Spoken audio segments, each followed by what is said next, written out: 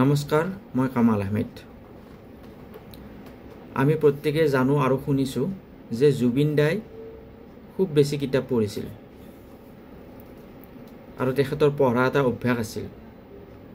কিতাপ এনেকুৱা এখন অস্ত্ৰ, এনেকুৱা এটা হাতিয়াৰ, যাৰ জৰিয়তে মানুহ অন্ধকাৰৰ পৰা পোহৰলৈ আহিব পাৰে, অন্ধকাৰ গুচাই পোহৰ আনিব পাৰে। আৰু এই কথা জুবিন দাই হয়তো ভালকৈ উপলব্ধি কৰিছিল, সেইকাৰণে খুব পঢ়িছিল। আৰু আজি আমাৰ পৰ্যায় হৈছে কি, আমাৰ অৱস্থা হৈছে কি, যে আমি কোনো কিতাপ নপঢ়োঁ। আমি অকল হোৱাটছআপ, ফেচবুক, টুইটাৰ এইবিলাক ফ'ল' কৰোঁ। তাতে যি ভাল বেয়া ফেক নিউজ আহে সেইবিলাক বিশ্বাস কৰি বহি যাওঁ। আৰু ইয়াৰ সুবিধা লৈছে একাংশ ৰাজনৈতিক নেতাই।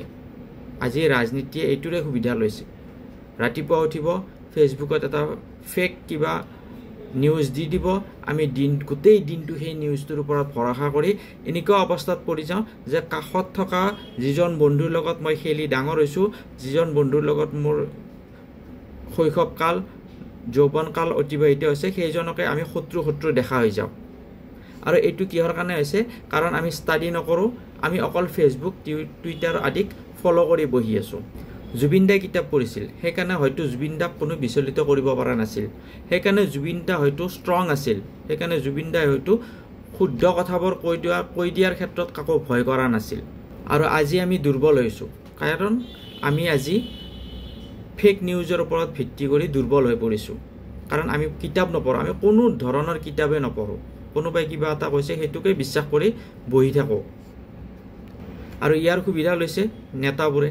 আজি আমি যদি চাওঁ, চৰকাৰেই চৰকাৰৰ বিৰুদ্ধে জুবিন দাৰ ন্যায় বিচাৰি আন্দোলন কৰি আছে। এইটো কেনে কথা বুজি নাপাওঁ, যে যিখন চৰকাৰ আছে সেই চৰকাৰেই চৰকাৰৰ বিৰুদ্ধে ন্যায় বিচাৰি আন্দোলন কৰি আছে। আৰু তেওঁলোকে কৈ আছে যে জুবিন দাক লৈ ৰাজনীতি কৰিব নালাগে। আজি তেওঁলোকে জুবিন দাৰ ফটো হাতে হাতে লৈ প্ৰচেছন কৰি আছে।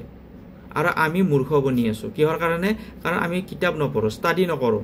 আমি অকল নিউজ চাই বহি থাকোঁ, ফেচবুক, টুইটাৰ চাই বহি থাকোঁ। সেইকাৰণে আমাক কি কৰিছে, তেওঁলোকে সহজে আমাৰ মগজু দখল কৰি লৈছে। এতিয়া আমাৰ মগজুবিলাকৰ তেওঁলোকৰ কণ্ট্ৰলত আছে। এতিয়া আমাৰ মগজুবোৰ তেওঁলোকৰ কণ্ট্ৰলত।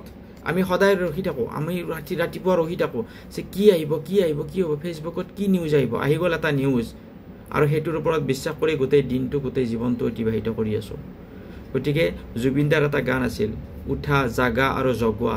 এতিয়া উঠিব লাগে, জাগিব লাগে আৰু জগাব লাগে। আৰু ইয়াৰ উপায় কি? কিতাপ। আমি খুব ষ্টাডি কৰিব লাগে, পঢ়িব লাগে, সকলো ধৰণৰ কিতাপ পঢ়িব লাগে। আৰু তাৰ জৰিয়তে আমি জ্ঞান আহৰণ কৰিব লাগে। আমি সমাজখন শুদ্ধ কৰিব লাগে। নহ'লে একাংশ ঘূণৰ দৰে ৰাজনৈতিক নেতাই আমাৰ সমাজখন শেষ কৰি গৈছে। আজি আমাৰ সমাজত শান্তি নোহোৱা কৰি দিছে। তেওঁলোকৰ নিজৰ স্বাৰ্থৰ কাৰণে শান্তি নোহোৱা কৰি দিছে। আজি যদি আমি চাওঁ, ৰাজপথত যিসকলে জুবিন দাৰ ন্যায় বিচাৰি যিসকল ওলাই আহিছে, তেওঁলোকৰ ল'ৰা ছোৱালী, সেই নেতাসকলৰ ল'ৰা ছোৱালী আজি ডাঙৰ ডাঙৰ স্কুল, ইউনিভাৰ্চিটিত পঢ়ি আছে। আৰু আমাৰ ল'ৰা ছোৱালীবিলাক তেওঁলোকে কি কৰিছে? ৰাজপথত উলিয়াই আনিছে।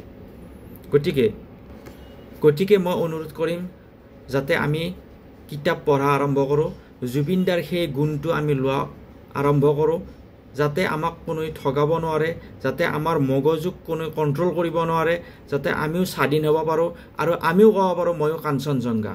ধন্যবাদ। জয় আই অসম, জয় জুবিন দা।